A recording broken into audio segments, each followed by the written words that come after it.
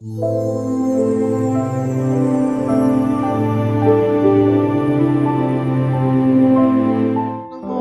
యొక్క ఫిజికల్ భౌతికపరమైనటువంటి విధానాల కొరకు ఇచ్చినంత సమయము మన బంధాల్ని బలోపేతం చేసుకోవడానికి ఆలోచించం, టైం స్పెండ్ చేయం, సరి చేసుకోం.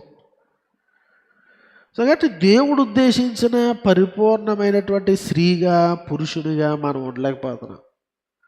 దేవుడు ఉద్దేశించినటువంటి రీతిలో ఈ పాపలోకంలో కూడా మనం సరైన రీతిలో జీవించవచ్చు. ప్రభు యొక్క శిలువ దగ్గరికి వచ్చినటువంటి వారిగా, వారి కొరకు ఉద్దేశించబడినటువంటి హవ్వమ్మ గారి కొరకు ఉద్దేశించబడినటువంటి ఆ రోల్ని ఒక కంఫర్టర్గా, ఒక హెల్పర్గా, ఒక విధానంలో, లేకపోతే ఆదాము కొరకు దేవుడు ఉద్దేశించినటువంటి ఉద్దేశాలు వాళ్ళు ఏదేని తోటలో జీవించలేకపోవచ్చు. కానీ ఈ రోజున యేసుక్రీస్తు వారి యొక్క మరణ పునరుత్థానాల ద్వారా ఏదేను తోటలోనికి తిరిగి ప్రవేశించినటువంటి మనము, యేసుక్రీస్తు వారి యొక్క త్యాగం వలన తిరిగి నిత్య జీవాన్ని ఈ లోకంలో అనుభవిస్తున్నటువంటి మనము పరిపూర్ణమైనటువంటి పురుషునిగా, స్త్రీగా జీవించగలము అనేటువంటి సత్యాన్ని మనం గమనించాలి. మాదిరి స్త్రీగా, మాదిరి పురుషులుగా మనము బ్రతకగలం.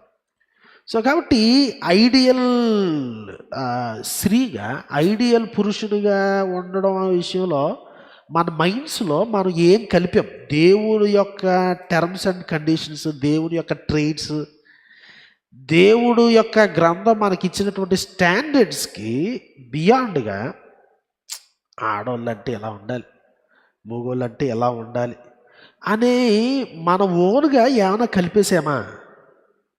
లేకపోతే ఏమన్నా దేవుడు ఏర్పరిచినటువంటి సిస్టంలో నుండి ఏమైనా తీసేసామా? ఆలోచన చేయాలి.